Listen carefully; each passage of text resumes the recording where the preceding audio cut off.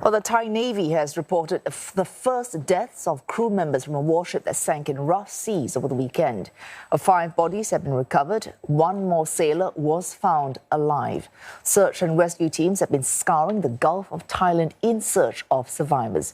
More than 70 crew have been rescued so far. More than 20 are still unaccounted for. A critical 48-hour window to locate survivors closes. But a flicker of hope remains after the rescue of 1 sailor nearly 2 days after a warship sank in rough seas. Helicopters, planes, naval vessels and drones all roped in to scan the waters for the Marines that remain missing at sea. All banking on hopes that mere life vests have kept the crew alive, despite 2 nights in choppy conditions. A Herculean task, as some have described it.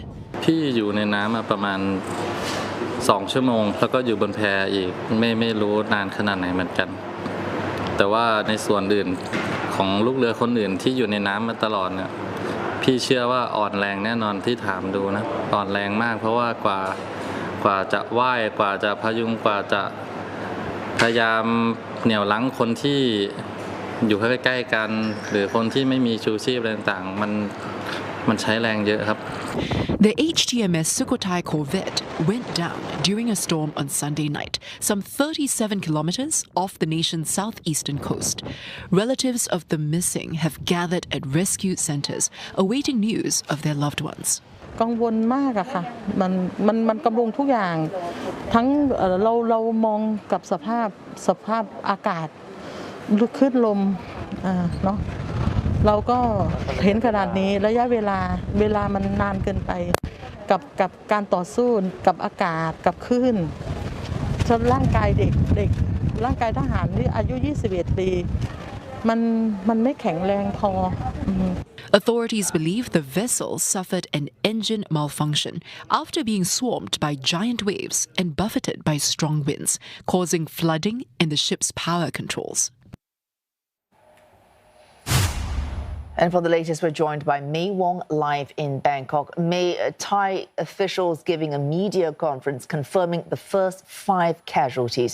How did they describe the circumstances?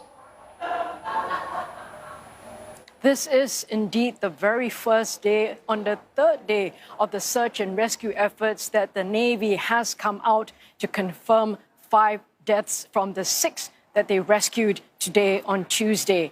Now, initially, they did not want to say that there were any deaths, but today they have indeed confirmed that, and 24 people are still missing out there, which they are continuing to search for. Now, the Navy did not go into any of the circumstances of deaths, and they did not want to reveal anything, presumably because they would probably want to inform the families of the victims first before revealing anything to the media. However, the Navy did say that they will not let up any hope. In fact, they say they maintain hope and they maintain confidence that they will be able to find even more survivors alive out there in the sea. And that's because that even though after 48 hours in terms of a window period for possible survivors, they said that they've been told that some people can survive for up to 60 hours out there. But here you must remember there are a lot of factors in place here. Number 1, dehydration is a major problem. Yet another is fatigue if you're out in the ocean. And the third as well, the fact that if you don't have any life jackets on or you're not in a life raft, that could pose extreme conditions for a person to be out there for that many hours. However, the Navy has come out to say that they will let up on nothing in terms of sending out vessels to search for them. They have already deployed 4 military vessels, 3 aircrafts, 3 helicopters, as well as 1 drone to continue searching. And they say that they will do that all night until they manage to find the 24 missing men. May, as you mentioned, those life jackets, we're 2 days in. We're already hearing questions about safety standards, particularly around these life vests. Has the Navy said anything about that?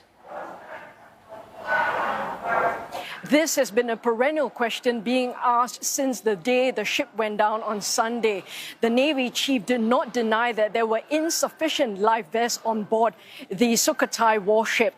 Now, the Sukhothai warship can accommodate up to about 87 personnel on board. That's what has been reported. However, we know that 105 personnel were actually on board that particular ship. Obviously, reports have also said that there were only 70 life vests on board.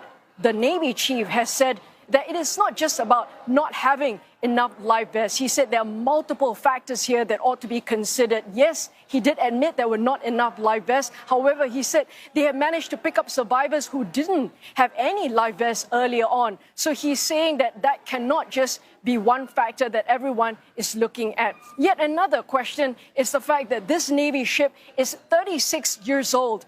The Navy chief has come out to say, yes, it is rather old, but this ship actually has the capability to function up to 40 years of age. So that is another defense on the Navy chief's part. And yet a final third question is they were asking whether or not, there were procedural flaws in the whole system, whether or not operationally they did not abide by certain rules or certain engagement during this particular incident. And yet he defended that every chain of command was followed through during the incident. Everyone followed orders. And he also said that this will be investigated thoroughly. He will look into every aspect of the incident. He will be questioning all the personnel related to this. And obviously, it will be from top to bottom. And at the end of the day as well, I asked earlier whether or not there was a black box, like a voyage data recorder. Unfortunately, because the ship is so old, for 36 years old, there was no such recorder on board,